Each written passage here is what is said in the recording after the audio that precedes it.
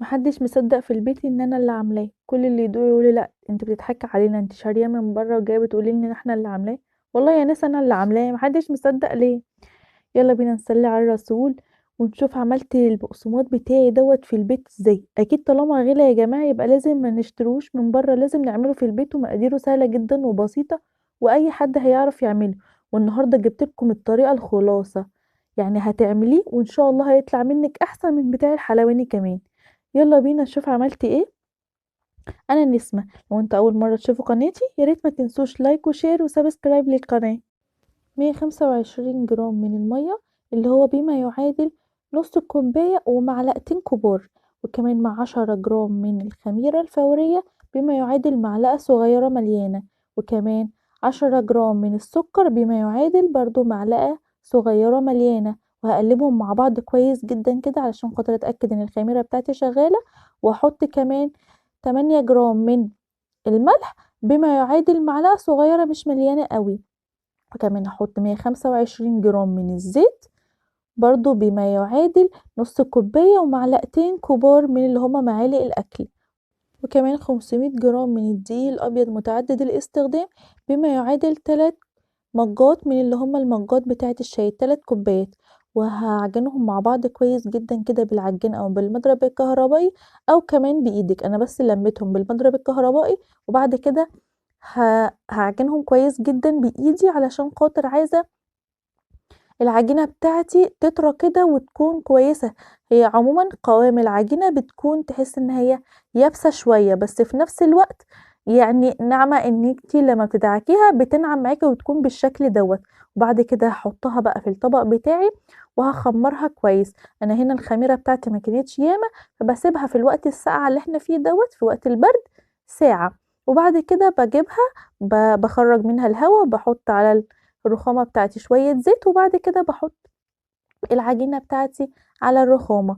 وهنا طريقة التشكيل سهلة جدا. انا هنا بقى كان معايا كمون كمون حصى وكمان حبة البركة. كانت معايا معلقة كبيرة ومعلقة كبيرة، بحط عليهم 3 معالق من المية وبقلبهم مع بعض كويس. طبعا لو انتي مش عايزة تحطي كمون او حبة البركة هتحطي سمسم.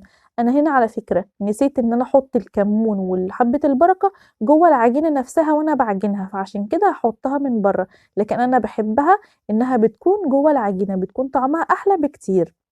بعد كده زي ما انتوا شفتوا بقطع العجينه كده بالطول شرايح وبفردها كده مع بعض بالطول كويس جدا وبعد كده بلفها. انا هنا هعمل اللي هي العجينه المضفره. بصوا سهله جدا، بلفها حوالين بعض وبعد كده باجيب حبة البركة بتاعتي والكمون وبحطهم على الوش كده. زي ما قلت لكم لو حطيتوها جوه العجينة بتكون احسن بكتير. انا هنا بحطيت المية مع الكمون علشان خاطر تلزق معايا في العجينة بسهولة وما تطلعش مني لما اجي اسويها. وبعد كده بحطها في الصاج بتاعي هنا وبعد كده بقطعها بالنص بالطول. ممكن كمان تسيبيها بالطول زي ما هي، انا قطعتها علشان خاطر تبقى صغيرة كده ما تكونش طويلة قوي. وبعد كده هنا هعمل البقسماط العادي اللي هو اللي بالكمون، بفرده كده وبعد كده بقسمه اتنين وبحطه برضو على الصاج، والصاج بتاعي بيكون مدهون بالزيت وبرضو بحط على الوش. انا هنا بخلص كل العجينة اللي موجودة معايا علشان خاطر اعبال ما اكون خلصت العجينة يكون اول صاج عملته بيكون خمر معايا.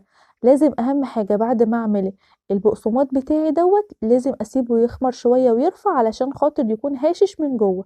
ودوت التلات صاجات النص كيلو عمل معايا التلات صاجات دول. بصوا شايفين الحلاوة؟ حلو جدا يا جماعة وسهل وبسيط.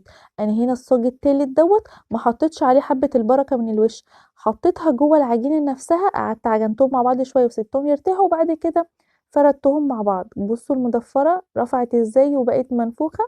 طبعا هنا بقى طريقة التسوية، انا سويتهم في فرن البوتاجاز عادي جدا. اهم حاجة ان انا بشغل الشواية وبشغل الفرن على درجة حرارة عالية أول 10 دقايق، يعني يعتبر بسويه بياخد وش وبياخد لون بسيط جدا من القعر.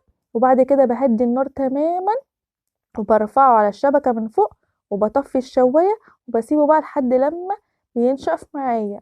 مبياخدش معايا فرن البوتاجاز أكتر من نص ساعة. أتمنى تجربوه وتكتبولي في التعليقات ايه رأيكم فيه وتقولولي بتتابعوني من أنهي بلد. كانت معاكم نسمة، ودمتم في رعاية الله، والسلام عليكم ورحمة الله وبركاته.